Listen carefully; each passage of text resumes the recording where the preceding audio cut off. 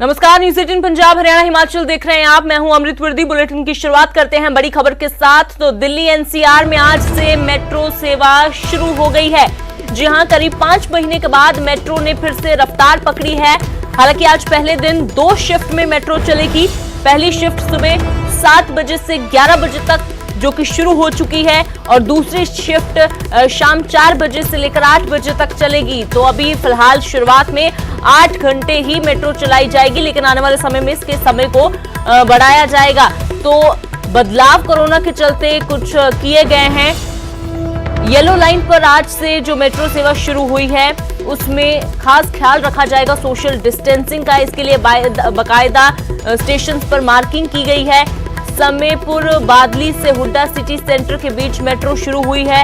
Metro में passengers को एक सीट छोड़कर बैठना होगा। हर स्टेशन पर 1 या 2 गेट्स के जरिए ही एंट्री एग्जिट होगी। हर गेट से आप अंदर दाखिल नहीं हो सकते, अंदर प्रवेश नहीं कर सकते और बाहर नहीं निकल सकते। सिर्फ जो गेट फाइनल किए गए हैं 1 या 2, वहीं से आपको अंदर जाना और बाहर आना होगा। तो शुरुआत है, 5 महीने के बाद रफ्तार पकड़ी है मेट्रो ने। तो हालांकि जो तस्वीरें मेट्रो स्टेशन की हैं वो बदली जरूर कुछ नजर आ रही हैं, क्योंकि लोग ज्यादा नजर नहीं आ रहे। कोरोना का डर जो लोगों में कहीं ना कहीं अभी बना हुआ है, तो ऐसे में वो दिख रहा है साफ तौर पर इन मेट्रो स्टेशन पर। तो मेट्रो अनलॉक हो गई है। आज 7 तारीख पहले से ही जो केंद्र की ओर से गाइडलाइंस जारी की गई थी, तो उनमें बताया गया था कि जो मेट्रो स्टेशंस हैं उनको चालू कर दिया जाएगा। मेट्रो 7 तारीख से चलेगी। तो आज बिल्कुल उसी समय के अनुसार 7 बजे सुबह पहली मेट्रो चली, लेकिन तस्वीर काफी बदली हुई नजर आई मेट्रो की, क्योंकि काफी मेट्रो में सवारियां जो थी वो ज्यादा नजर नहीं आई। स्टेशन की बात की जाए तो वहां पर थर्मल स्क्रीनिंग की जा रही है। ज्यादा जो है लोगों को इकट्ठा एक जगह नहीं होना दिया जा रहा। और शुरुआत में जो सिर्फ स्मार्ट कार्ड जिनके पास हैं वही सफर कर पा रहे हैं। जो टोकन लेकर सफर अभी नहीं किया जा रहा। तो अभी आने वाले दिनों में जो बैठक होगी दोबारा से, उसमें यह तय किया जाएगा कि टोकन के जरिए यात्रा करने की इजाजत मेट्रो में दी जाएगी या फिर नहीं।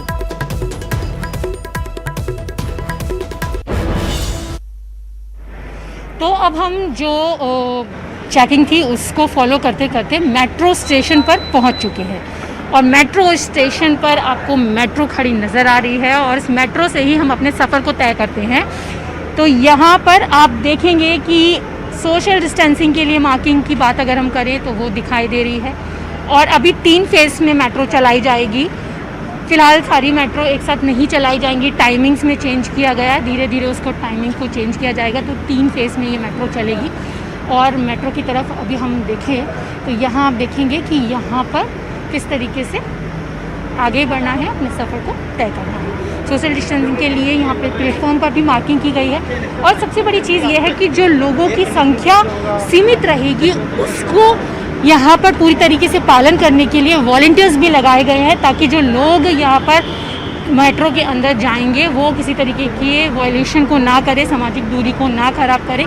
तो यहाँ पर एंट्री करने से पहले यहाँ पर आप देखेंगे हर गेट पर यहाँ जो वॉलंटियर्स हैं वो खड़े हुए हैं और सैनिटाइजिंग का काम भी यहाँ पर हो रहा है। और मेट्रो के अंदर, अब हम मेट्रो के अंदर आ चुके हैं। और मेट्रो के अंदर आकर ये आप देखिए कि इससे पहले जब आप मेट्रो में सफ़र करते थे तो एक सीट पर आपको यहाँ 6 या 7 लोग बैठते थे। लेकिन अभी सोशल डिस्टेंसिंग मेंटेन करवाने के लिए यहाँ पर जो मार्क्स हैं वो लगाए गए हैं कि कृपया यहाँ ना बैठे, एक सीट छोड़कर दूसरी सीट पर। और सैनिटाइजिंग का काम भी आप देख सकते हैं कि लगातार यहाँ पर हो रहा है। मार्किंग भी यहाँ पर की गई है, क्योंकि कोविड-19 से बचाना, लोगों को सेफ यात्रा करवाना, ये मेट्रो की भी जिम्मेदारी है, लोगों की भी जिम्मेदारी है। ऐसे में अगर सभी अपनी जिम्मेदारी समझेंगे तो मेट्रो का सफ़र बेहद ज़्यादा आसान बन सकता है। तो अभी मेट्रो में हमें ये चीज़ें फॉलो करनी होंगी कि एक सीट छोड़कर दूसरी सीट पर ही हम बैठ सकेंगे। उसके लिए यहाँ पर मार्किंग भी की गई है कि कृपया यहाँ ना बैठें, यहाँ हम बैठ सकते हैं। यहाँ बैठने के बाद ये जगह हम छोड़ेंगे, इसके बाद यहाँ पर ये है। और फिलहाल जो मेट्रो की फ्रिक्वेंसी है, यानी कि जो फेरे हैं वो भी कम रहेंगे। पहले लगातार ज़्यादा फेरों में मेट्रो चला करती थी, लेकिन अभी शुरू के दौर में यहाँ पर 3 फेज़ में ये चलेगी। ट्रेन के अंदर में आप देखें तो यहाँ पर साफ तौर से लिखा है कि यहाँ पर ना बैठें, ताकि लोग अपनी जिम्मेदारी को समझें। और इसके साथ आप यहाँ देखेंगे travel safe with Delhi metro, यहाँ पूरी तरीके से स्टिकर्स भी लगाए हैं कि maintain social distancing, every passenger wear mask, touching surface, regularly update health status और कैशलेस ट्रेवल। तो सबसे बड़ी चीज़ ये है कि मेट्रो के दौरान हमें सोशल डिस्टेंसिंग को मेंटेन करना होगा, मास्क का इस्तेमाल करना होगा और कैशलेस जो सफ़र है वो हमारा रहेगा।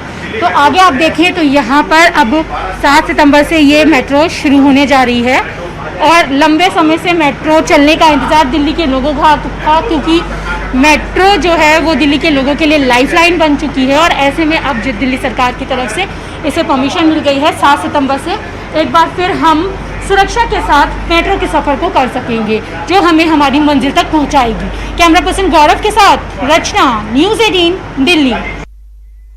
तो लंबे समय के बाद मेट्रो को दोबारा से शुरू किया गया है। आज से मेट्रो की शुरुआत हो चुकी है। किस तरह की तस्वीरें हैं, क्या कुछ माहौल नजर आ रहा है? धर्मवीर शर्मा मेरे सहयोगी जुड़े हुए हैं, सीधा उनका रुख करते हैं। तो धर्मवीर, 5 महीने के बाद आखिरकार दिल्ली के लोगों की लाइफलाइन कही जाने वाली मेट्रो ने रफ्तार पकड़ी है। तो फिलहाल किस तरह की तस्वीरें हैं आप देख पा रहे हैं? क्या कुछ आपके सामने, क्योंकि लोग काफी कम नजर आ रहे हैं, तस्वीर काफी बदली हुई है। बिल्कुल, देखिए 169 दिन के बाद हम कह सकते हैं कि जो दिल्ली मेट्रो है उसकी शुरुआत हुई है। और ना सिर्फ दिल्ली बल्कि जो एनसीआर का हिस्सा है, खासतौर से उन लोगों की लाइफलाइन जो है वो मेट्रो रही है हमेशा से ही, तो उनको अब एक राहत जो है कहीं ना कहीं मिली है। लेकिन अब शुरुआती दौर में अगर हम बात करें, आज सुबह 7 बजे जो पहली ट्रेन गुरुग्राम के हुडा सिटी सेंटर से और दिल्ली के समयपुर बादली के लिए निकली है, लेकिन बहुत ज्यादा लोग जो है उस मेट्रो में नहीं थे। फिलहाल अगर मैं बात करूं तो मैं हुडा सिटी सेंटर के बाहर खड़ा हूं। यहाँ की तस्वीरें आप देख पाएंगे कि यहाँ पर जो भी आएगा उसको पहले यहाँ पर ना सिर्फ क्यू में खड़ा होना पड़ेगा, उसके बाद उसकी थर्मल स्कैनिंग होगी और उसके बाद ही वो आगे जा पाएगा। उसको आरोग्य सेतु ऐप जो है उसको भी दिखाना होगा। और अगर किसी तरह की भी दिक्कत किसी यात्री को होती है तो उसे यहाँ से सफर नहीं करने दिया जाएगा, बल्कि सीधे वापस उसे अस्पताल भेज दिया जाएगा।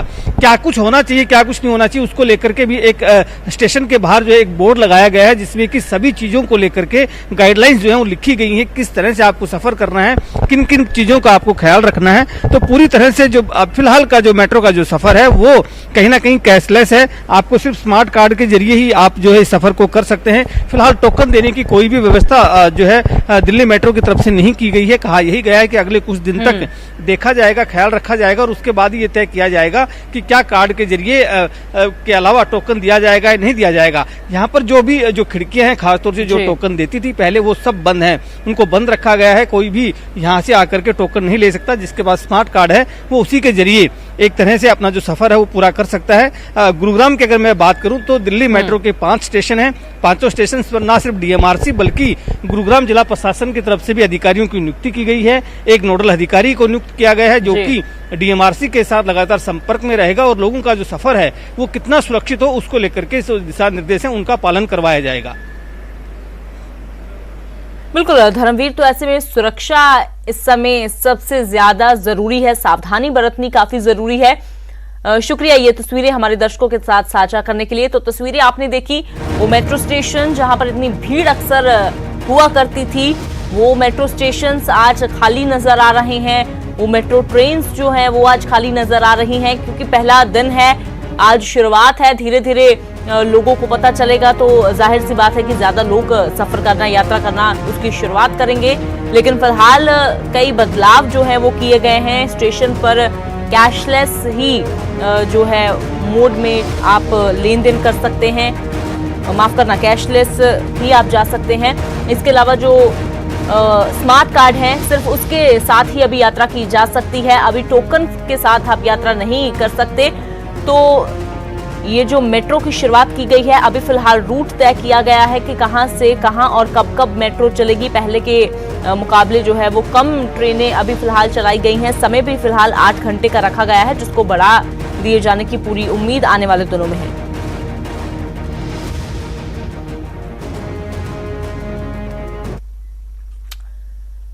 तो अब बात करते हैं कंगना रनौत की। बॉलीवुड की क्वीन कंगना रनौत को सुरक्षा देगी हिमाचल सरकार। जी हां, सीएम जयराम ठाकुर ने डीजीपी को निर्देश दिए हैं।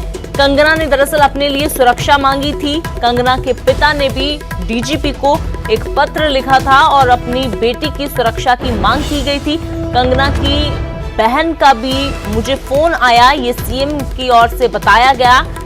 और अब परिवार और कंगना की मांग के बाद हिमाचल सरकार ने ये फैसला किया है कि कंगना को हिमाचल सरकार की ओर से सुरक्षा दी जाएगी। दरअसल 9 सितंबर को कंगना को मुंबई जाना है और उसी के चलते हिमाचल की बेटी ने ये सुरक्षा मांगी। तो सीएम ने भी कहा कि उसकी सुरक्षा की जिम्मेदारी हमारी है क्योंकि वो हिमाचल की बेटी है।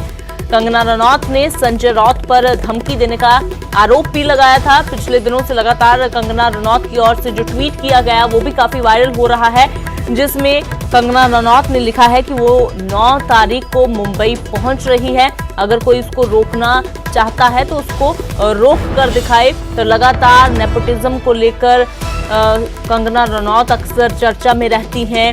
अब अगर सुशांत सिंह राजपूत की बात की जाए तो उस मामले में भी कंगना रनौत की ओर से लगातार जो कई बार ट्वीट्स किए जाते हैं या वीडियो अपलोड किया जाता है, उसको लेकर काफी मामला पहले भी कई बार गर्मा चुका है। कई फिल्म स्टार कंगना के निशाने पर रहते हैं। तो ऐसे में अब सीधे सीधे टक्कर जो है वो महाराष्ट्र की सरकार के साथ भी कहीं ना कहीं कंगना की नजर जरूर आई है। और अब 2 सरकारें जो हैं इसमें नजर आ रही हैं। एक तरफ महाराष्ट्र की सरकार है और दूसरी तरफ हिमाचल की सरकार, जिन्होंने ये फैसला किया है कंगना रनौत को सुरक्षा देने का।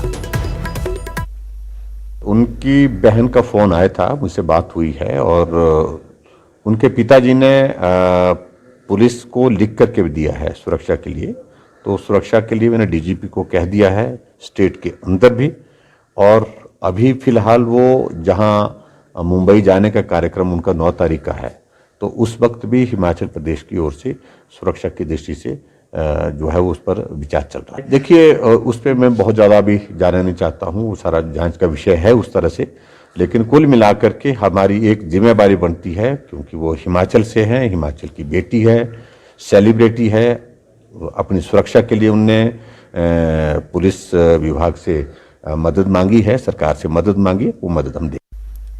तो सीधा रुख करते हैं, प्रदीप ठाकुर मेरे सहयोगी शिमला से जुड़े हुए हैं। तो प्रदीप, हिमाचल की बेटी को अब सुरक्षा सरकार की ओर से दी जाएगी, पर अगर बात कंगना की जाए तो हालांकि पहली बार नहीं है कि कंगना विवादों में हो या उनको लेकर कोई मामला गरमाया हो, लेकिन इस बार बात सिर्फ बॉलीवुड स्टार्स तक सीमित नहीं है, बल्कि अब 2 सरकारें कहीं ना कहीं कह सकते हैं कि इस बीच आ गई हैं। एक तरफ महाराष्ट्र की सरकार है तो दूसरी तरफ हिमाचल की सरकार।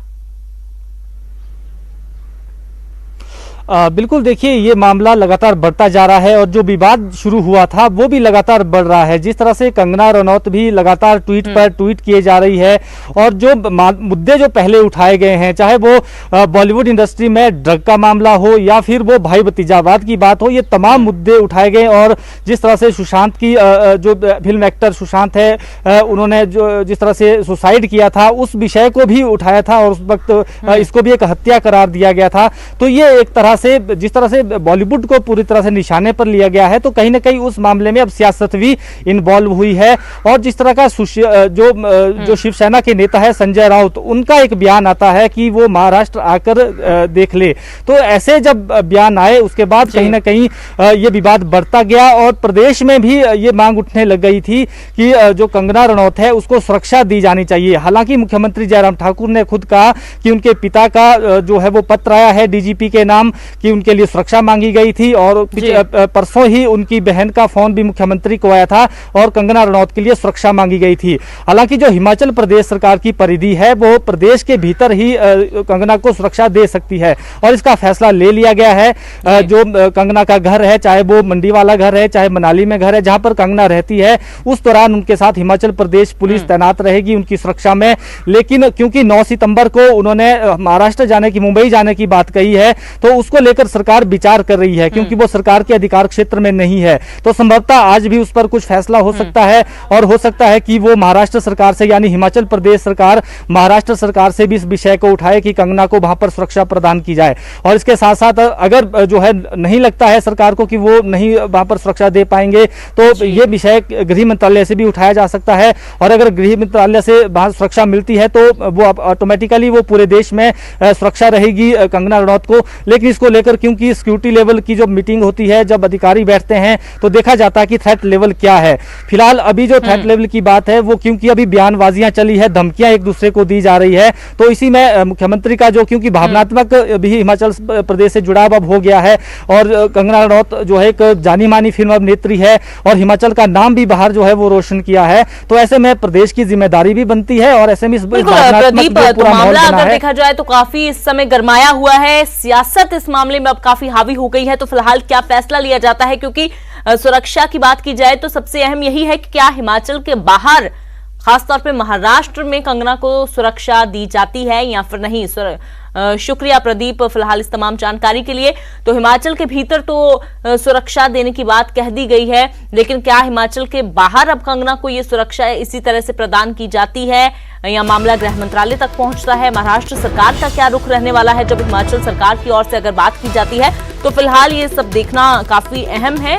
लेकिन इस सबके बीच में बता दें कि 9 तारीख को कंगना ने मुंबई जाने की बात कही है कि 9 तारीख को वो हिमाचल से मुंबई पहुंच रही हैं।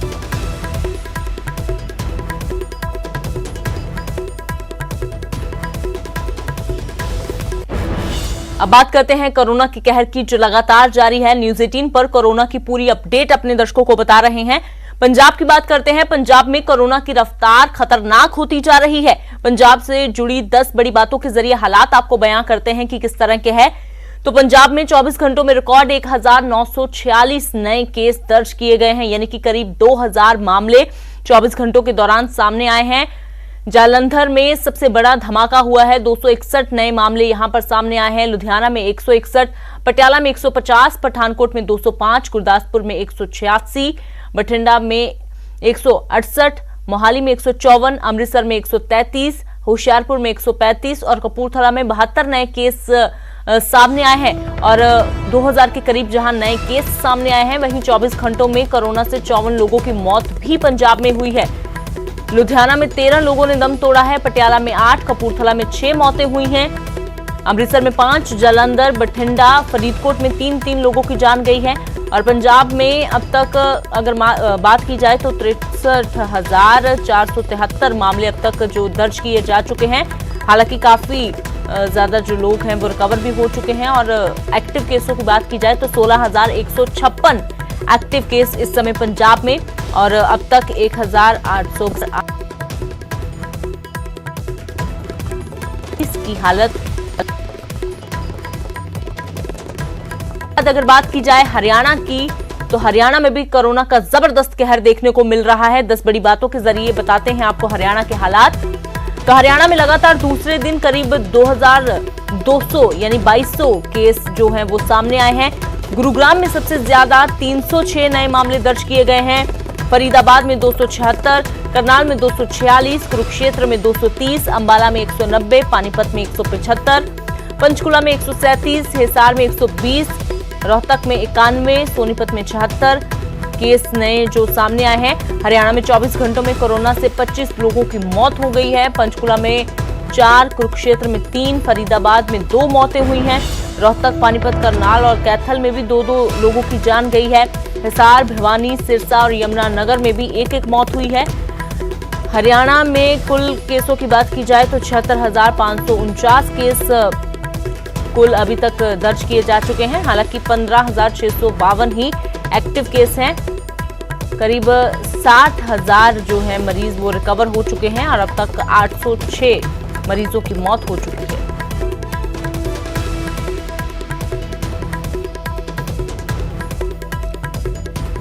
तो कोरोना के इस कहर के दौरान आज से हिमाचल विधानसभा का मॉनसून सत्र शुरू होने जा रहा है।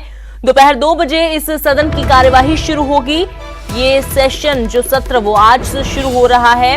7 सितंबर से लेकर 18 सितंबर तक चलेगा विधानसभा का सत्र। सदन में कई मुद्दों पर सियासी तकरार होने की पूरी संभावना है। ये सत्र जो है काफी गरमाने की भी संभावना जताई जा रही है। तो कई मुद्दे इसमें उठाए जाएंगे। जो विपक्ष है वो कई विषयों पर, कई मुद्दों को लेकर सरकार को घेर सकता है। कानून व्यवस्था की बात की जाए या फिर कोरोना के दौरान सरकार की कार्यगुजारी पर भी सवाल लगातार विपक्ष की ओर से कई बार उठाए गए हैं। तो लॉकडाउन के दौरान जो हालात रहे उसको लेकर भी सरकार को घेरने की जो रणनीति विपक्ष की ओर से तैयार की गई थी। तो कुल मिलाकर ये सत्र जो है वो गरमाने की भी उम्मीद है।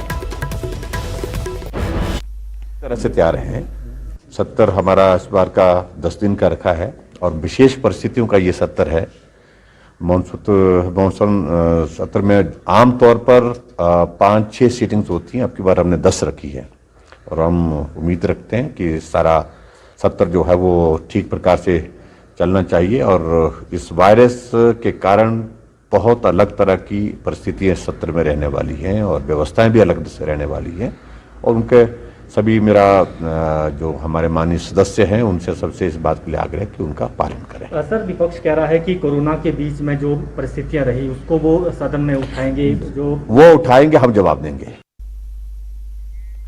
तो कोरोना काल में कल पहली बार सोलन और शिमला के बीच ट्रेन चली, लेकिन सिर्फ 2 लोगों के लिए।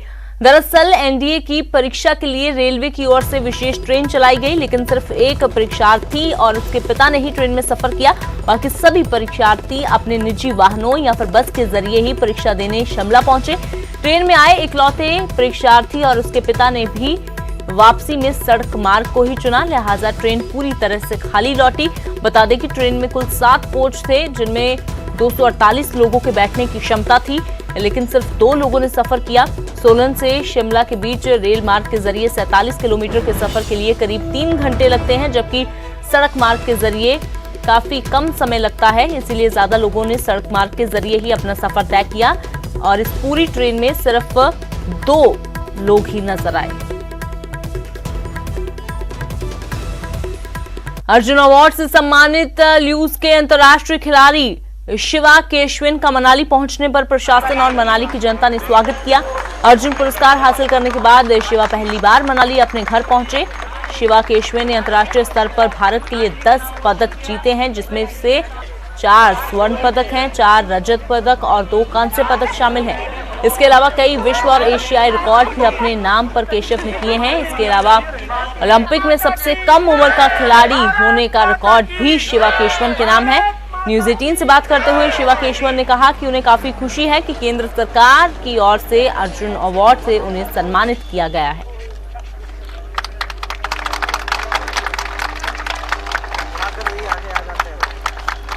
मुझे बहुत खुशी है कि सेंट्रल गवर्नमेंट ने अभी मुझे ये रिकग्निशन दी है अर्जुन अवार्ड के द्वारा।